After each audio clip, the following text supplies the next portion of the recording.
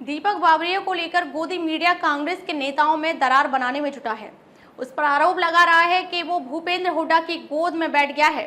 वो बिना तथ्य जांचे खबर चला रहा है कि बावरिया जहां मीटिंग ले रहे हैं वह दीपेंद्र हुड्डा का फ्लैट है, जबकि वह फ्लैट 165 कांग्रेस सांसद नवनीत बिट्टू का है। बिट्टू ने यह फ्लैट प्रदेश कांग्रेस को गेस्ट फैकल्टी में दिया है। पूरी चर्चा में आगे दीपक बावरिया कैसे करते हैं कांग्रेस को एकजुट और कहां बनाई है सरकार।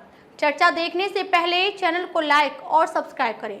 मैं अंजना द विश्व प्रेम न्यूज और हरियाणा न्यूज फ्लैश से। तो चलिए बढ़ते हैं आज की प्रमुख खबर की ओर।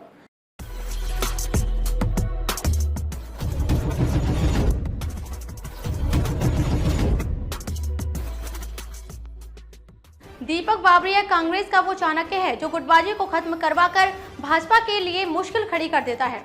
मध्य प्रदेश से लेकर हरियाणा तक उसे कांग्रेस को एक करने का टास्क मिला। मध्य प्रदेश में तो एक बार इकट्ठा करके सरकार बनवा दी। हरियाणा में 2 गुट हैं, वहां तो 6 गुट थे। एक तरफ कमलनाथ तो दूसरी तरफ ज्योतिरादित्य तो तीसरी तरफ दिग्विजय सिंह और इसके अलावा 3 गुट बने थे। उनको इकट्ठा करना बेहद मुश्किल था, पर दीपक बावरिया की सूझबूझ ने उनको चुनाव से पहले इकट्ठा किया और 15 साल बाद राज में लेकर आया।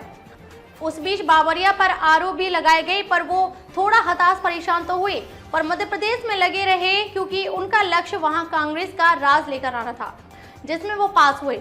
अब ऐसा ही कुछ बावरिया के साथ हरियाणा में हो रहा है। तभी मध्य प्रदेश की कहानी बताई है कि दीपक बावरिया जिस तरह का टारगेट दिया जाता है उस पर वो शिद्दत से लग जाते हैं।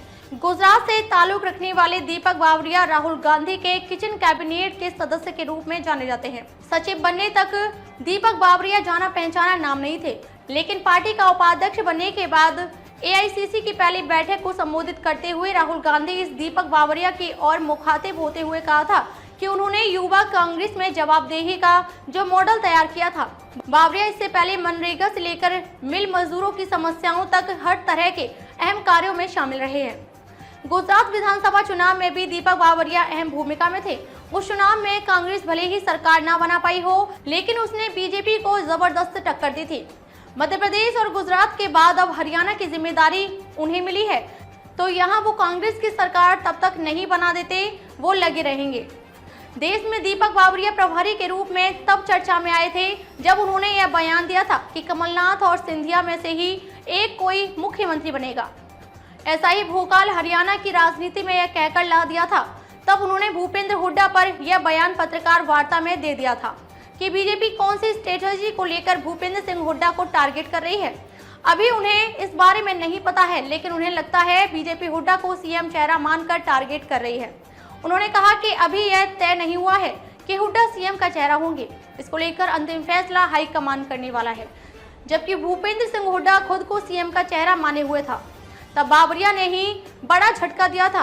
तो फिर क्यों बावरिया को लेकर हुड्डा की गोद में बैठे हैं, ऐसी खबर चलाई जा रही है।